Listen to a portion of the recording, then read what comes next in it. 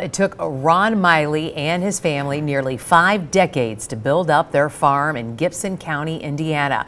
But it only took a tornado a few moments to tear it all down. Grain bins filled with corn, the family's livelihood, were ripped apart. The barns in the family home of nearly 50 years, likely a total loss. Miley says roughly 100 people showed up on Saturday to pick up the pieces from sunrise to sunset. Despite the damage, the family is safe. No one was injured. One person is dead after a fire destroys a Lafayette home. It happened around 9 this morning in the 1700 block of Central Avenue. Firefighters are working to learn what caused the blaze to break out. Not much is known about the fire at the moment, but the Tippecanoe County coroner tells News 18 they're working to identify the victim. An autopsy is scheduled for this Friday.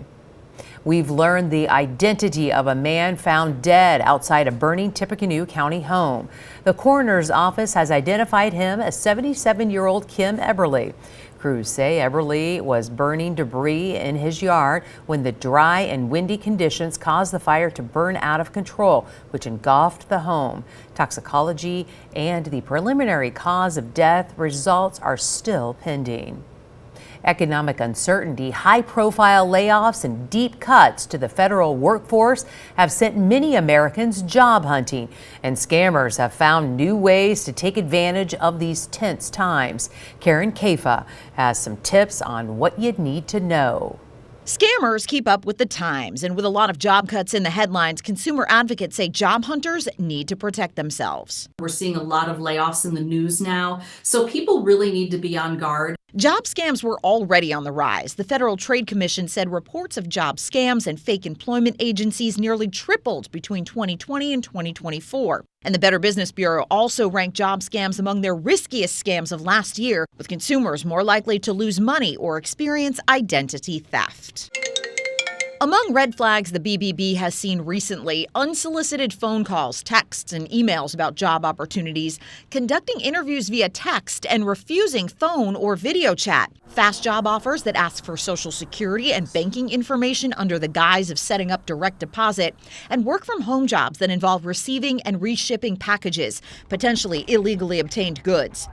BBB spokesperson Melanie McGovern says taking time to research a company can help job hunters avoid costly mistakes. The best thing to do whenever you come across a job listing, if it's on a third-party site, even if it's a trusted site, go to that employer's homepage. Not through the link that is provided, but go do a search for that company. In Washington, I'm Karen Caifa. The official start to spring is just a few days away. Thursday marks the start of a new season, and West Lafayette leaders want to remind you about the do's and don'ts of spring cleaning. Some things to keep in mind: don't overfill bins, excess trash may not be collected. Also, don't toss your electronics in the trash. That's because lithium batteries can cause fires in garbage trucks. And remember what bins you're using. Black lids are for trash, yellow for recycling, and green lids for yard waste. Calling all dog lovers, Natalie's Second Chance Dog Shelter in Lafayette could use your help. With Purdue students on spring break, the shelter is pushing out a call for volunteers. Volunteers can do everything from lending a hand, cleaning, to getting out and taking dogs for a walk. Natalie's is open from 8 to 4 Sunday through Friday and 8 to 3 on Saturday. The shelter is located in Lafayette's Five Points area. President Trump and Russian President Vladimir Putin have agreed to a 30-day limited ceasefire on energy and infrastructure in the first step to ending the Ukraine war. They made the agreement following a more than hour-long call today. We get the latest from Erica Brown in Washington. Ukrainian soldiers evacuated civilians from parts of eastern Ukraine as Russian forces gain ground in the Donetsk region. I've got to get the deal signed. 2,000 people a week sometimes are killed, and we have to get that agreement signed, but that's the only thing I think about. President Trump spent more than 2 hours on the phone with Russian President Vladimir Putin Tuesday, pushing him to accept a ceasefire. The Kremlin said Russia agreed to a prisoner exchange, swapping 175 Ukrainian soldiers for an equal number of their own, while the White House says Putin agreed to a 30-day ceasefire on energy and infrastructure targets. The fact that a nuclear power plant is a contested object in a war that involves live ammunition being fired and explosives is extremely concerning. In addition to the call with Putin, Trump spent part of the day railing against a federal judge who ordered the administration to stop deportation flights carried out using the Wartime Alien Enemies Act. The president said he was doing what Americans elected him to do and said this judge, like many of the crooked judges I'm forced to appear before, should be impeached. That drew a swift rebuke from U.S. Chief Justice John Roberts, who issued a rare statement saying impeachment is not an appropriate response to disagreement concerning a judicial decision. Erica Brown, CBS News, the White House. Israel has launched airstrikes across the Gaza Strip. The territory's health ministry said they killed at least 400 Palestinians. Tuesday's surprise shattered a ceasefire in place since January and threatened to fully reignite the 17-month-old war. Prime Minister Benjamin Netanyahu ordered the strikes after Hamas refused Israeli demands to change the ceasefire agreement. We can come back and talking about the warm temperatures and the forecast for tomorrow, but then that severe threat also talking about that very closely for you, detailing the timing of those storms. We'll get in here, all that coming up for you right after the break.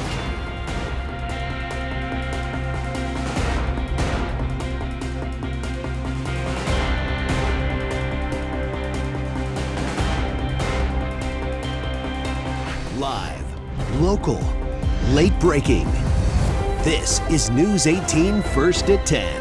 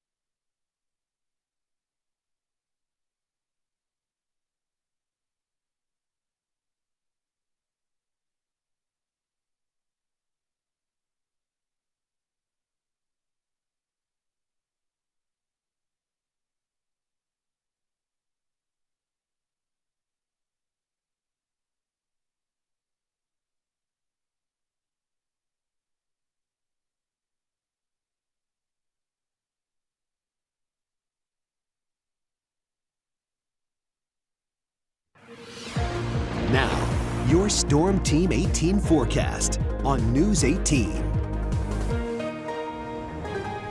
All right, starting off with tonight, expecting those temperatures to cool off into the 50s. So looking at a pretty warm evening. So if you haven't yet gotten the taste of that spring weather, then now's your chance to get on that porch and take in that spring weather, because tomorrow it's gonna be a little different. Expecting the storm chances to be coming in by the afternoon and into the evening hours. But for tonight, again, looking pretty good for your overnight lows. Temperatures 53 to 55 degrees across the board. Looking at Wednesday, looking pretty good. Temperatures reaching the mid-60s, but the reason why that is the case is due to the added cloud cover in place. But the winds will be gusting up to around 40 miles per hour.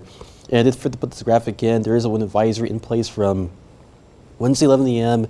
to 8 p.m. tomorrow evening for our southern counties. So from Lafayette pointing southwards, there is a wind advisory in place, as winds could gust up to 50 miles per hour as a result of those strong winds moving in advance of our system. By the evening, looking at that chance for some storms coming in here, then wrapping it up by 9 o'clock in the evening. For Wednesday's highs, looking at 62 to 65 degrees across the board. So it's still a fairly warm afternoon, but again, be a bit cooler due to that cloud cover. For Thursday, even colder. Temperatures stuck in the upper 30s to 40s for highs, so not even hitting 50 or even 60 at all for Thursday, as those winds will be turning into the west-northwest, eventually the northwest, with those snow chances early on in the day before some rain does mix in with those warmer temperatures. But still going to be a cold start to spring. Looking at temperatures stuck from 40 to 43 degrees for the first official day of spring. So not looking or even feeling like spring outside on the first day of spring on Thursday. But looking ahead to the severe weather outlook, this is Wednesday afternoon, Wednesday evening, expecting that level 2 slight risk for severe weather in place for most of the area, with the marginal risk just off to our east. Looking at the main threat being damaging winds, with large hail being the secondary threat. Just a very, very slim chance of isolated tornado, but either way, still looking at damaging wind as that main threat. But looking ahead to Wednesday afternoon, the shower chances build up for our area, and then by the evening hours, watching out for that line of storms developing out to our west. Although recent models have been putting out the line a little further down to the south, as it will develop down to our south with another round to our north, and then eventually it will clip our north and eastern counties. But I do think that Lafayette will still get in on some of those rumbles and some thunder and some storms at times Wednesday evening. So we're not quite out of the woods here in Lafayette. We can still see a strong storm or two throughout the evening, and then behind that system, rain and snow comes right back in here behind a strong cold front. Unfortunately, by Thursday morning, like I did mention before, snow shower chances will be back in the forecast, and behind that, some cooler weather for the afternoon. But looking ahead, rainfall totals around a ½ inch by Thursday afternoon. For snowfall totals, just less than an inch for almost everyone. Further down to the southwest, not so much snow, luckily. But looking ahead to Friday, nice and dry. There's a chance of a shower late in the day with a little clipper system. Then we get a break on Saturday, and then some more rain comes in here later Sunday into Monday, as we'd expect that active pattern to continue for a while. Looking ahead, temperatures staying pretty active with those rain chances as well. 50 degrees on Saturday, 55 Sunday, and then warming up again by next week.